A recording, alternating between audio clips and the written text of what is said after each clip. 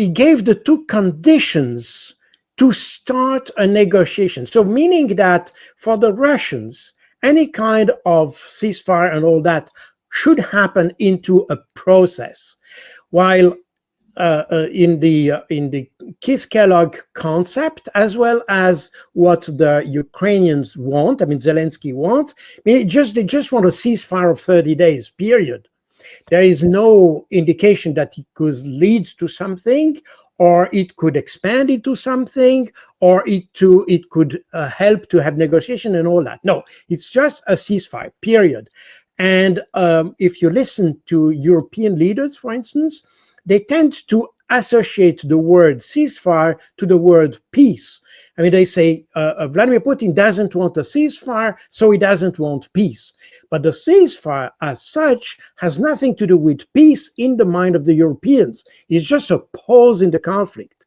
If you read what Vladimir Putin said last year, you see something very different.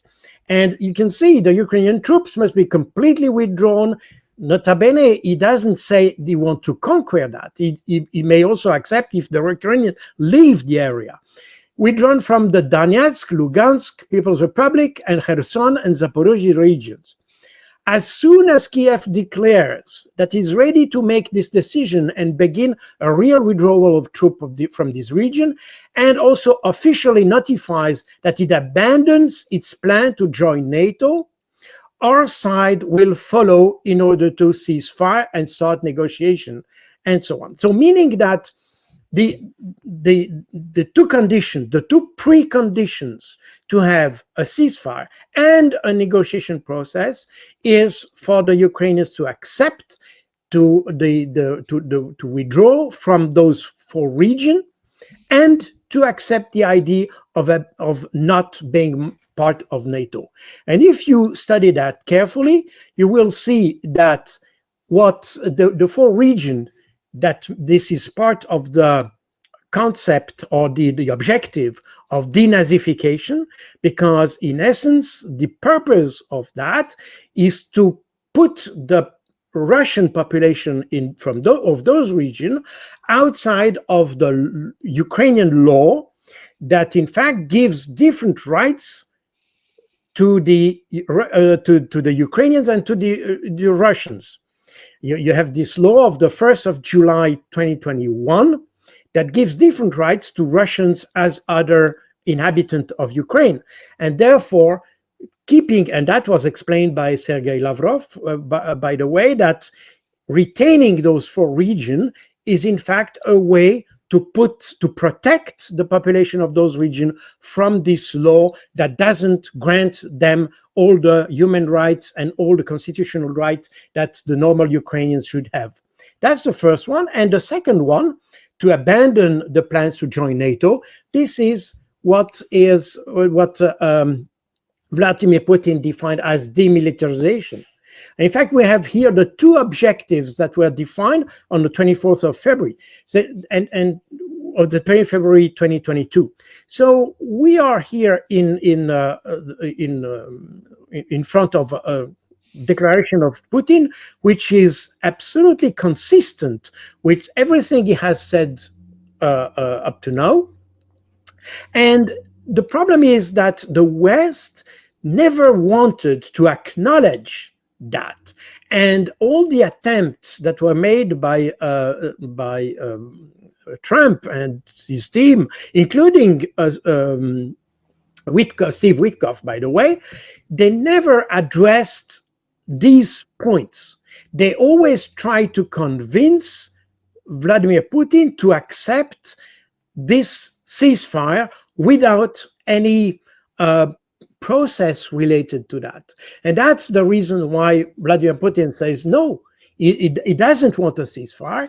He will provide the ceasefire once we have addressed the two first preconditions that were defined there. So that's in essence the problem that the West faces. The West doesn't want to acknowledge what the Russians have said. And the problem is that since the Russians are winning on the ground, I mean, everything we hear from Trump and from the West is only delusion, meaning that Yes, it's only that, because the reality on the ground is that the Russians are winning. Well, Whether you and want that's it or not. what this detailed explanation you just gave, going all the way back to June 2024, and you could probably even gone back further than that if you wanted to. The Russian side has been unambiguous, not hidden, shouted from the rooftops multiple times, and we could certainly add Sergei Lavrov and several others to that. Nebenzia from the United Nations Security Council speeches he's given time to time. But then today, Trump said in one of his comments there was that I just don't understand where they're coming from. I thought we would have a deal before, but for some reason that they're not going to. And it puzzles me how you can not understand why Russia hasn't had a deal to the benefit of Kiev when all the things you just laid out there. And I don't know if it's just wishful thinking or what it is. Well, that's the problem of the West. I mean, there is a kind of sometimes I feel that the West is living in a parallel world somehow. We don't even take into consideration what the Russians are doing. And if the Russians were losing, then you could say, okay, that should go on the Ukrainian terms or US terms or European terms. But it's not the case. Russians are winning. And the problem is that since the West doesn't want to address those questions and doesn't want to address the ceasefire in the framework of a larger process, and here I just showed what Putin said last year, but if you read the memorandum that was given to the Ukrainian delegation on the 2nd of June this year in Istanbul, it details exactly those points. So the Russians have been absolutely clear about all that, but nobody wants to even start to engage with this memorandum. As a result, we are talking, we are not communicating, we are just bypassing each other. As a result, the Russians are continuing their progress on the ground. They are continuing to grind down the Ukrainian forces. The Ukrainian forces are, they are reduced materially, physically, personally, and all that every day. And we will find a point, and that's also probably why the Russians are very keen to have negotiations, because they understand that if we wait, Ukraine will withdraw and they will reach a point where the Russians don't want to move ahead. The Russians don't want to go in the western part of Ukraine. They may go, if we look at a map, and I will try to provide here a map just to show where we sorry, I have to, it probably easier to explain with the map. And where we are, here we are.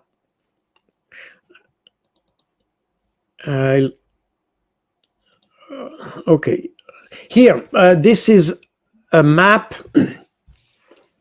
of the, forget this little flag here for now, but here you have in red, you have the more or less the area which is currently occupied by Russians. In here, reddish outlined is what the Russians call Novorossiya, which are in essence the four regions: Kherson, Zaporizhzhia, Donetsk, and Luhansk, plus the region of Odessa, Nikolaev, Dnipropetrovsk, and Kharkov.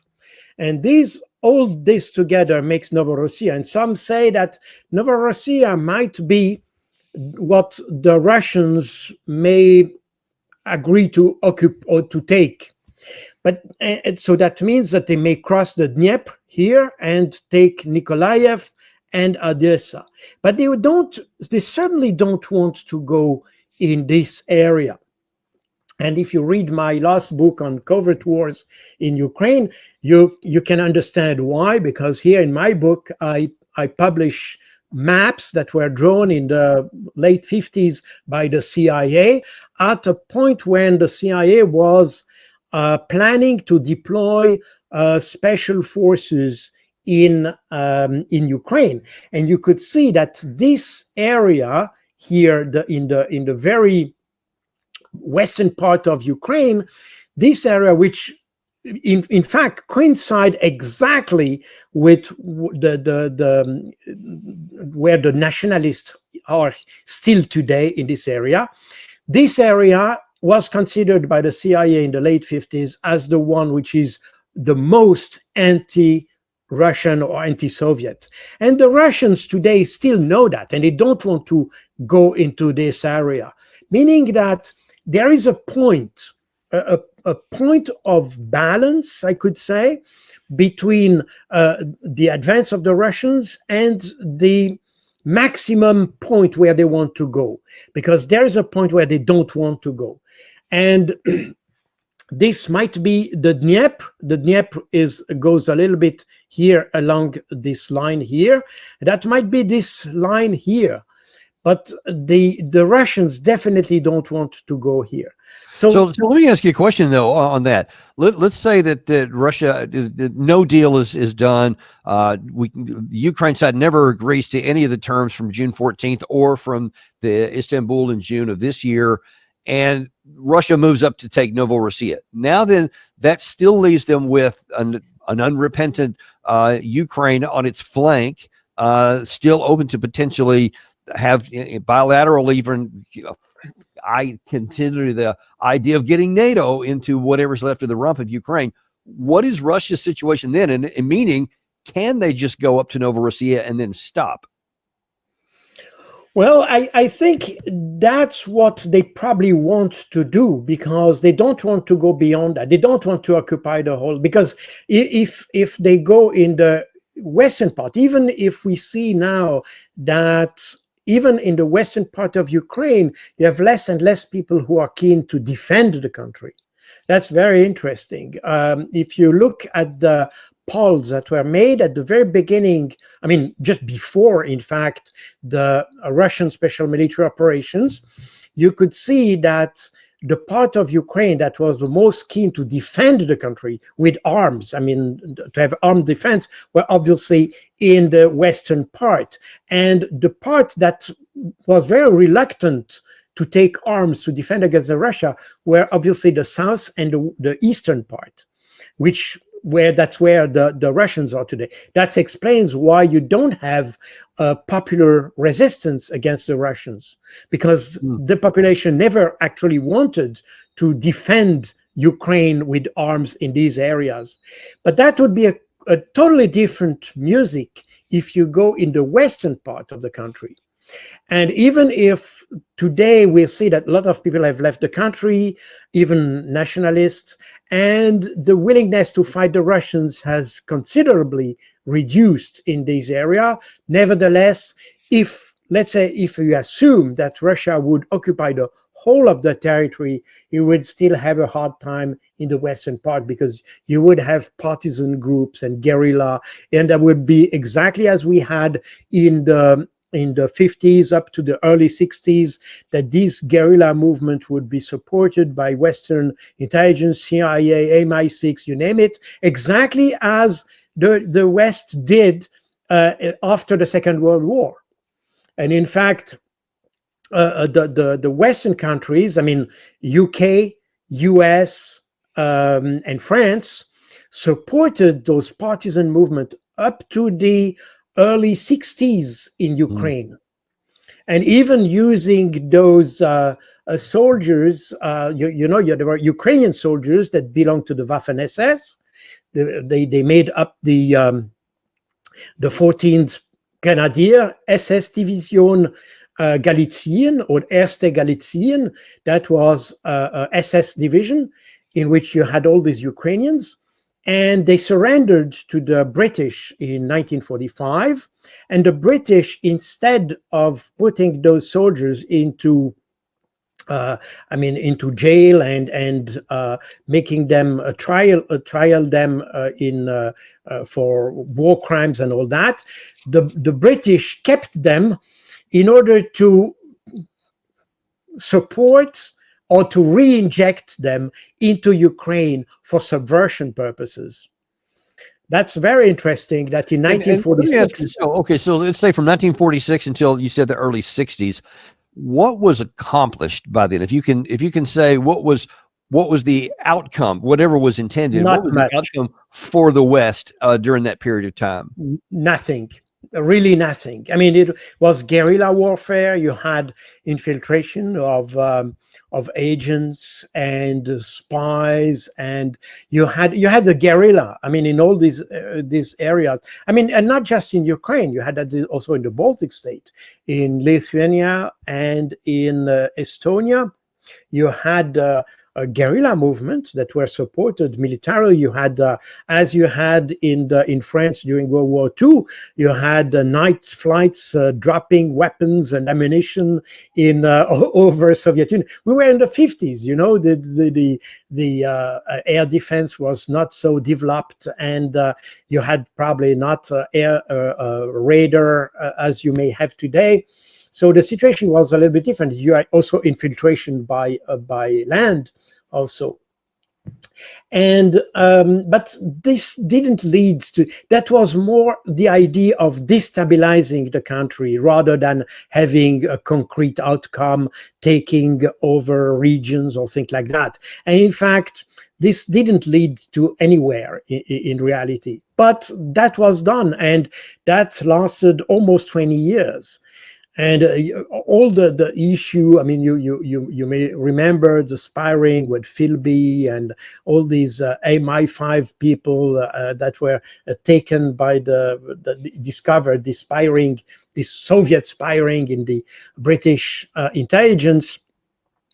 They were linked to that because, in fact, they when the Western powers dropped agents or combatants by parachuting them by night, those agents within the UK intelligence were informing the KGB in Russia. So when those agents were dropped in Ukraine or in any other parts, Albania and the Baltic state, you had a welcome committee taking them upon landing, and that I mean, that was part of this dirty war that was conducted in just after the Second World War.